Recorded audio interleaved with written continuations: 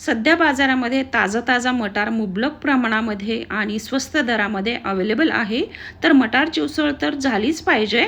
मस्त चमचमीत मटार, त्याबरोबर पाव खाण्यात काही औरच मजा असते. चला मग कशी बनवायची ते आता आपण पाहूयात. नमस्कार मंडळी, मी सुनीता लवंडेज किचनमध्ये तुम्हा सर्वांचं खूप खूप स्वागत. मटारची उसळ बनवण्यासाठी इथं मी हा ताजा आणि कोवळा 1.5 वाटी मटार घेतलेला आहे. अर्धा किलो मटारच्या शेंगा सोलून एवढा हा मटार निघालेला आहे. तर आता हा मटार मी एका पातेल्यामध्ये पाणी घेऊन त्यामध्ये अर्धा चमचा मीठ घालते आणि त्यामध्ये हा मटार मी भिजत ठेवते. म्हणजे मग यामध्ये काही पेस्टिसाइड्स वगैरे असतील तर ते निघून जातील.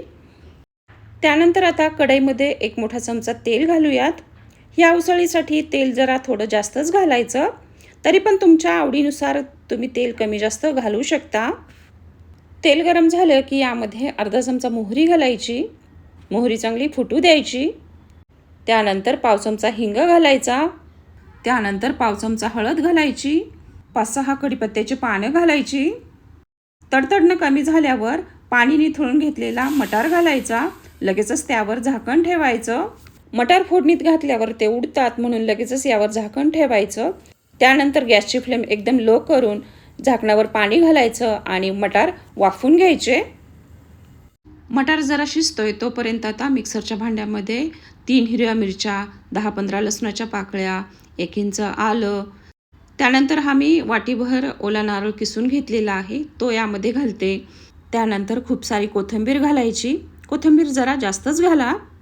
यामध्ये थोडंसं पाणी घालून याला बारीक वाटून घ्यायचं. तर बघा असं हे आपलं हिरवं वाटण तयार झालेलं आहे.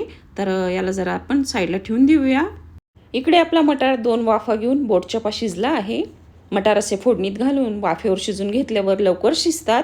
त्यामुळे मटार फोडणीत घातल्यावर लगेचच त्यावर पाणी घालू नका, नाहीतर मटार नीट शिजत नाही आणि त्यामुळं उसळ पांचट लागती. आता यामध्ये हे वाटण घालूयात. सगळं वाटण घालून झालं आहे तर ते आता आपण मिसळून घेऊया. त्यानंतर आता यामध्ये चवीनुसार मीठ आणि साखर घालायची. साखर जरूर घाला, त्याने खूप छान टेस्ट येते. त्यानंतर अर्धा चमचा गरम मसाला घालायचा. गरम मसाल्याऐवजी तुम्ही घरामधील कोणताही साठवणीचा मसाला घालू शकता. 1-2 मिनिट मसाले चांगले परतून घेऊ. ओलं खोबरं घातल्यामुळं ह्या उसळीला खूप छान चव येते. ओला नारळ नसेल तर तुम्ही सुकं खोबरं घातलं तरी चालेल. तर बघा मसाल्याला छान तेल सुटू लागलं आहे. आता यामध्ये आपल्याला पाणी घालायचं आहे. तर आधी मी मिक्सरचं भांडं विसळून यामध्ये पाणी घालते, मिक्स करते. त्यानंतर तुम्हाला जेवढं रस्सं ठेवायचं आहे तेवढं गरम पाणी यामध्ये घाला. जर ही उसळ ब्रेडबरोबर खायची असेल तर रस्सा भरपूर आणि झणझणीत ठेवा. आता याला एक उकळी येऊ द्यायची. रस्स्याला उकळी आल्यानंतर असा चमचा ठेवून द्यायचा आणि त्यावर अर्धवट झाकण ठेवायचं, म्हणजे मग रस्सा उतू जात नाही. आता गॅसची फ्लेम लो करून मटार शिजू द्यायचा. 3-4 मिनिट हा मटार मी शिजू दिला आहे. तर बघा काय छान तरी आली याला. मटार छान शिजलेला आहे आपला. आता गॅस बंद करून थोडा ओल्या नारळाचा चव, बारीक चिरलेली कोथिंबीर आणि थोडा लिंबाचा रस घालायचा. बघा काय मस्त हिरवागार रंग आलाय आपल्या उसळीला.